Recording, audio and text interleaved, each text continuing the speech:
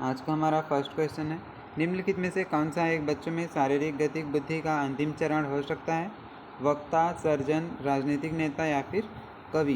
तो इसका जो राइट आंसर है वो ऑप्शन नंबर 2 को यदि आपने चूज़ किया है तो आपका आंसर जो है वो करेक्ट हो जाएगा, सर्जन। नेक्स्ट क्वेश्चन है, गार्डनर के अनुसार किस प्रकार की बुद्धि व्यक्तियों को उच्च स्तर की शारीरिक गति नियंत्रण और अभिव्यक्ति का उपयोग करने में सक्षम बनाता है? ऑप्शन ए अंतःवैयक्तिक, ऑप्शन 2 भाषा, अंतःवैयक्तिक या फिर शारीरिक गतिशीलता। तो इसका जो करेक्ट आंसर है, यदि आपने ऑप्शन नंबर 4 को चूज़ किया है तो आपका आंसर जो है वो एकदम करेक्ट हो जाएगा, शारीरिक गतिशीलता या फिर फिजिकल मोबिलिटी इसका ही राइट आंसर हो जाएगा। हेलो फ्रेंड्स, तो कैसे हैं आप सब लोग। आज के इस वीडियो में आप सभी लोगों का बहुत बहुत एक बार फिर स्वागत है।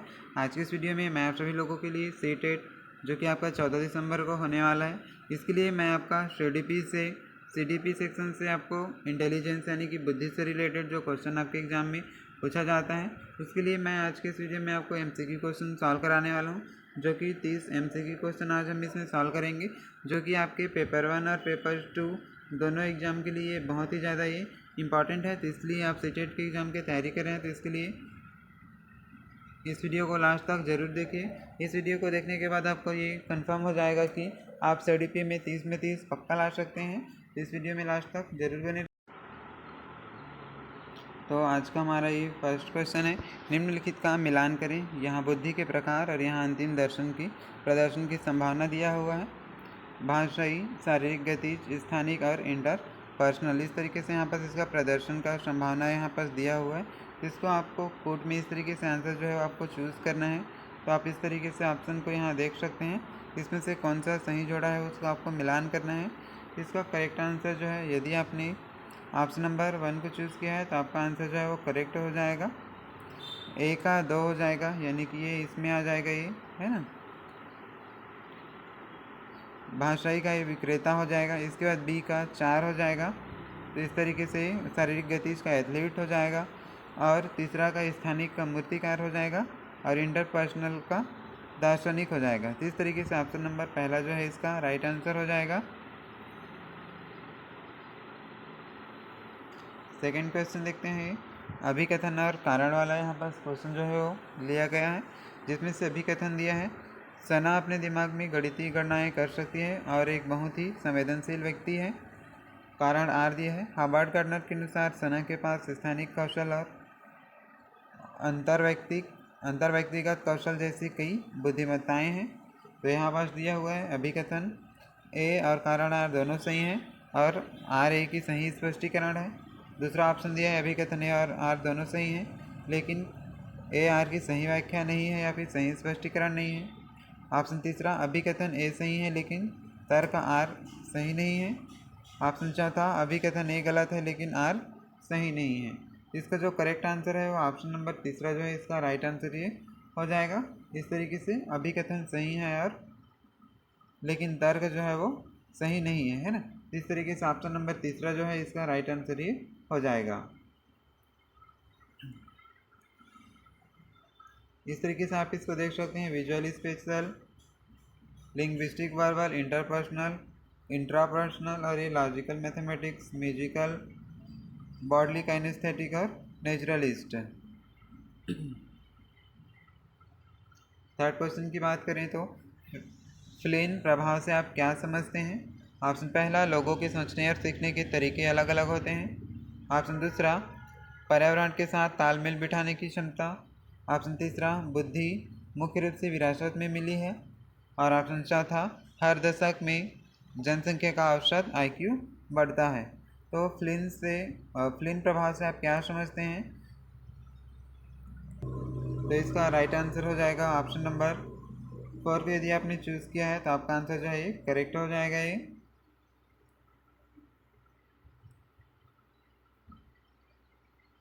नेक्स्ट क्वेश्चन देखते हैं, ये 4 नंबर का।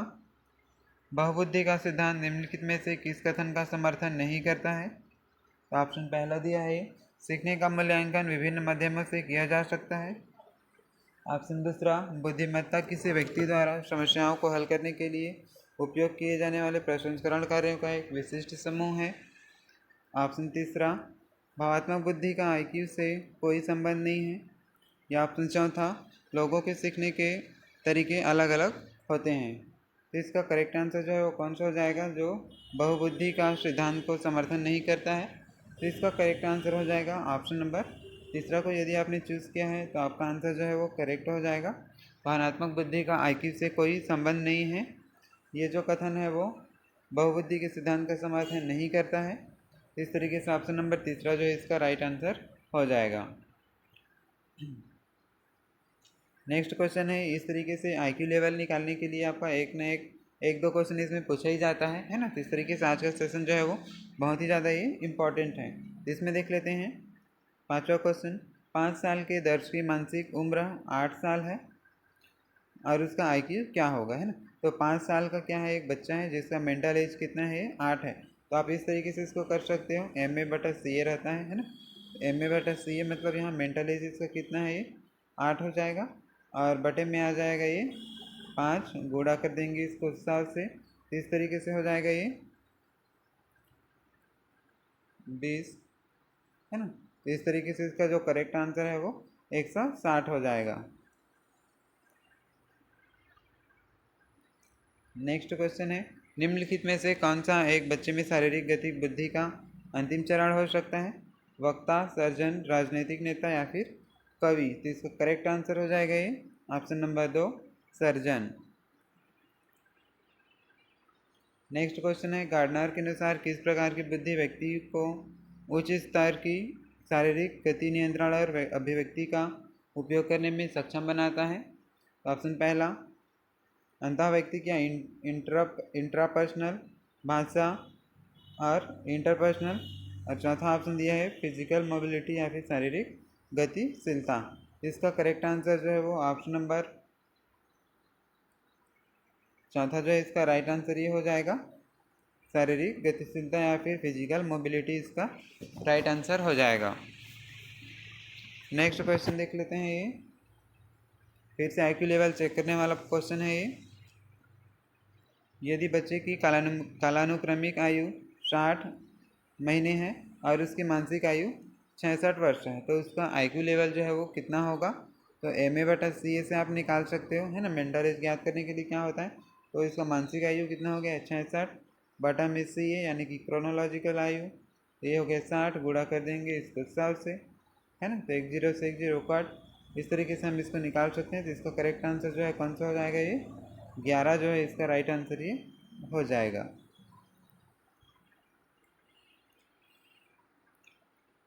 नेक्स्ट क्वेश्चन है, बुद्धि का पहला सिद्धांत कौन था, एकल कारक सिद्धांत, 2 कारक सिद्धांत, बहु कारक या फिर 3 कारक। तो बुद्धि का पहला सिद्धांत कौन था, तो इसका राइट आंसर हो जाएगा एकल सिद्धांत, है ना। सिंगल फैक्टर थ्योरी जो था वो बुद्धि का पहला सिद्धांत था। इस तरीके से ऑप्शन नंबर पहला जो है इसका एक करेक्ट आंसर ये हो जाएगा। नेक्स्ट क्वेश्चन देख लेते हैं, ये दावा और कारण दिया है यानी कि एजर्सन और रीजन। तो दावा दिए हैं यहाँ पर, एक व्यक्ति अपनी पहचान, भावनाओं, मकसद के बारे में जानता है और जीवन का अर्थ जानना है, उसे बुद्धिमान कहा जाना चाहिए। कारण आर दिया है। गार्डनर के सिद्धांत के अनुसार बुद्धि के केवल 3 कारक हैं, व्यवहारिक, रचनात्मक और विश्लेषण। तो इसमें से आपको सही विकल्प को आपको चुनना है। इस तरीके से यहाँ पास ये दिया हुआ A और R दोनों सत्य है और स्पष्टीकरण है। तो इस तरीके से इसका राइट आंसर जो है ऑप्शन नंबर तीसरा जो है करेक्ट हो जाएगा। A सच है लेकिन R जो है वो गलत है। तो ऑप्शन नंबर तीसरा जो है इसका राइट आंसर ये हो जाएगा इस क्वेश्चन का। नेक्स्ट है, भाषाई बुद्धि वाले व्यक्ति को कौन चित्रित करता है।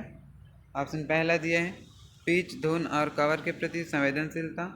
ऑप्शन दूसरा, बच्चों के अर्थ और क्रम तथा भाषा के विविध उपयोगों के प्रति संवेदनशीलता। या फिर ऑप्शन नंबर तीसरा दिया है, दूसरों की भावनाओं को जानने की क्षमता।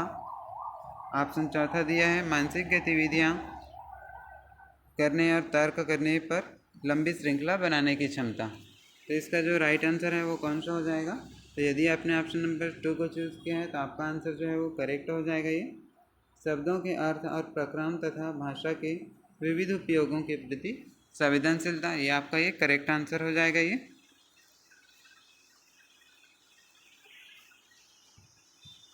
नेक्स्ट क्वेश्चन देखते हैं। ये बुद्धि है दूसरे की नकल करने की क्षमता, सीखने या परीक्षा में अच्छा प्रदर्शन करने की क्षमता।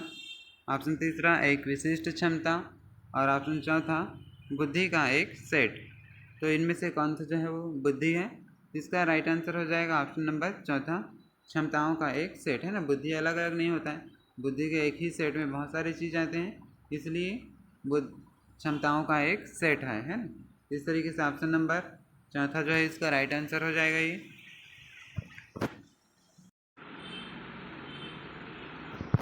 नेक्स्ट क्वेश्चन है। ये बुद्धि के बारे में निम्नलिखित में से कौन सा कथन जो है सही है? ऑप्शन पहला, बुद्धिमत्ता अनुभव के परिणाम स्वरूप व्यवहार में अपेक्षाकृत स्थायी परिवर्तन है। ऑप्शन दूसरा, बुद्धिमत्ता एक वंशानुगत गुण है जिसमें स्मृति और तर्क जैसी मानसिक गतिविधियां शामिल होती है। ऑप्शन तीसरा, बुद्धिमत्ता बहुआयामी है जिसमें कई क्षमताएं शामिल हैं जिन्हें पूरी तरह से बुद्धि परीक्षण द्वारा मापा नहीं जा सकता। और ऑप्शन चौथा, बुद्धिमत्ता अभिसारी तरीके से सोचने की क्षमता है। तो इस तरीके से ऑप्शन नंबर तीसरा जो है इसका करेक्ट आंसर ही हो जाएगा।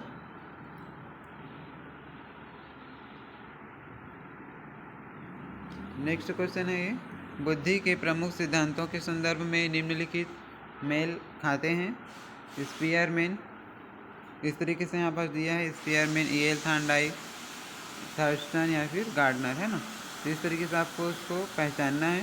तो इसका जो राइट आंसर है वो हो जाएगा ऑप्शन नंबर चौथा।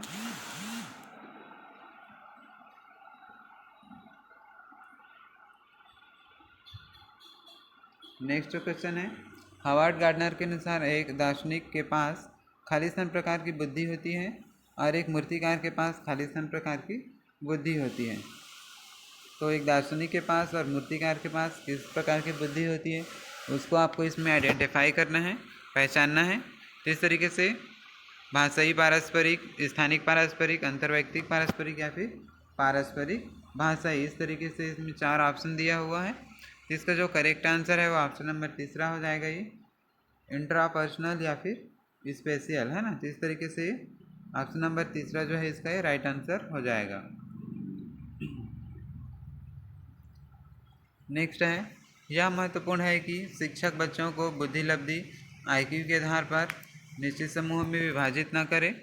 इसका करेक्ट आंसर हो जाएगा ऑप्शन नंबर चौथा।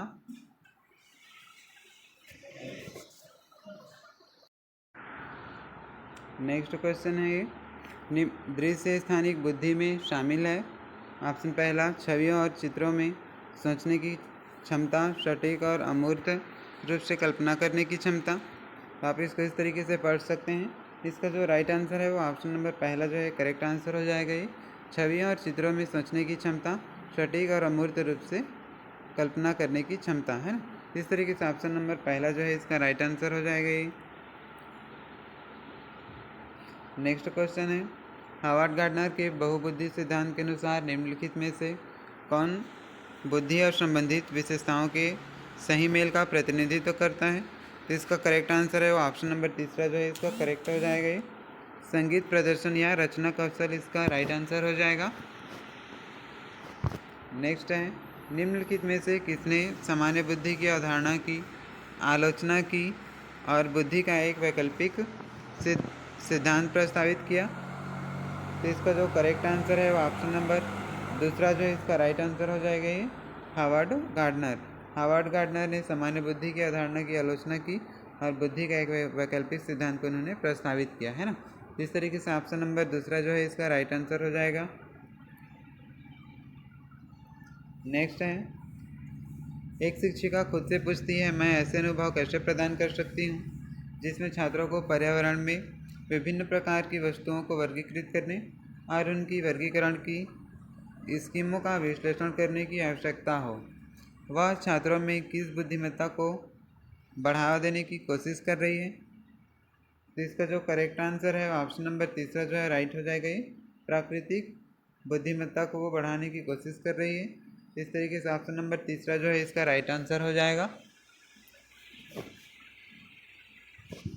नेक्स्ट है निम्नलिखित में से कौन सा सही सुमेलित युग्म है। तो इसका करेक्ट आंसर जो है वो ऑप्शन नंबर दूसरा जो है राइट हो जाएगा। ये मानक संदर्भित मूल्यांकन साथियों के प्रदर्शन की तुलना करता है ना। इस तरीके से ऑप्शन नंबर दूसरा जो है इसका राइट आंसर हो जाएगा ये। नेक्स्ट क्वेश्चन है हावर्ड गार्डनर की दी गई बुद्धि की अवधारणा का निहितार्थ है कि। इसका राइट आंसर हो जाएगा ऑप्शन नंबर तीसरा अलग अलग आयामों में लोगों की अलग अलग योग्यताएं होती है ना। इस तरीके से ऑप्शन नंबर तीसरा जो है इसका ये राइट आंसर ये हो जाएगा। नेक्स्ट क्वेश्चन है दावा दिया है यहाँ पास एक उच्च आईक्यू जीवन की सभी क्षेत्रों में सफलता की गारंटी है। कारण आर दिया है कई सफल व्यक्तियों का आईक्यू स्कोर औसत होता है। इसका करेक्ट आंसर हो जाएगा ऑप्शन नंबर चौथा। दावा गलत है लेकिन कारण जो है वो सत्य है ना। इस तरीके से ऑप्शन नंबर चौथा जो है इसका ये राइट आंसर हो जाएगा। नेक्स्ट है मैग्नस कार्लसन को विश्व शतरंज चैंपियनशिप में ग्रैंड मास्टर माना जाता है। हावर्ड गार्डनर के मल्टीपल इंटेलिजेंस सिद्धांत के अनुसार मैग्नस कार्लसन किस प्रकार की बुद्धि को प्रदर्शित करता है। इसका करेक्ट आंसर जो है वो ऑप्शन नंबर तीसरा जो है राइट हो जाएगा। ये लॉजिको मैथमेटिकल या फिर लॉजिको गणितीय है ना। तो ऑप्शन नंबर तीसरा जो है इसका राइट आंसर हो जाएगा।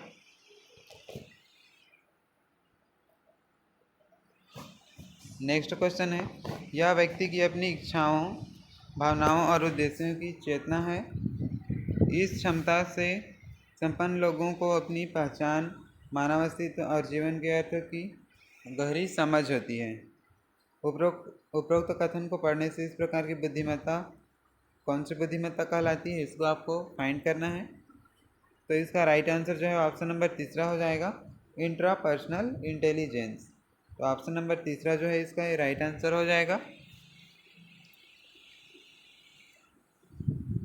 नेक्स्ट है एम.एफ. हुसैन एक भारतीय कलाकार थे जो संशोधित क्यूबिस्ट शैली में बोल्ड जीवन रंगीन कथात्मक चित्रों को निष्पादित करने के लिए जाने जाते थे। हावर्ड गार्डनर के बहुबुद्धि सिद्धांत के अनुसार एम.एफ. हुसैन किस प्रकार की बुद्धि का प्रदर्शन करते हैं। तो इसका जो करेक्ट आंसर है ऑप्शन नंबर पहला हो जाएगा विजुअल स्पेशियल या फिर दृश्य स्थानिक। ऑप्शन नंबर पहला जो है इसका राइट आंसर हो जाएगा। नेक्स्ट है यदि जनसंख्या में बुद्धि सामान्य रूप से वितरित है तो इसका मतलब है। तो इसका करेक्ट आंसर जो है ऑप्शन नंबर दूसरा जो है ये राइट आंसर हो जाएगा। ये अधिकतर लोग बुद्धि के मामले में औसत होते हैं। तो ऑप्शन नंबर दूसरा जो है इसका राइट आंसर हो जाएगा। तो इस तरीके से आज की इस वीडियो में हमने 27 MCQ क्वेश्चन सॉल्व कर लिए जो कि आपके C-TET दिसंबर जो कि 14 दिसंबर को होने वाला है उसके लिए पेपर 1 और पेपर 2 दोनों के लिए आज के जो सेशन है बहुत ही ज़्यादा इम्पॉर्टेंट है। तो इस वीडियो को लाइक ज़रूर करें और इस चैनल पर यदि आप पहले बार आए हैं तो इस चैनल को सब्सक्राइब करके नोटिफिकेशन ज़रूर ऑन कर लीजिए जिससे मेरे नए नए वीडियो का नोटिफिकेशन आप तक पहुंच पाएगा। और अपने सभी फ्रेंड्स के साथ इस वीडियो को शेयर ज़रूर करें। इस चैनल पर आपको C-TET का कंप्लीट नोट्स जो है वो कंप्लीट कंटेंट जो है आपको प्रोवाइड किया जाता है। तो इस चैनल को सब्सक्राइब ज़रूर कर लीजिए।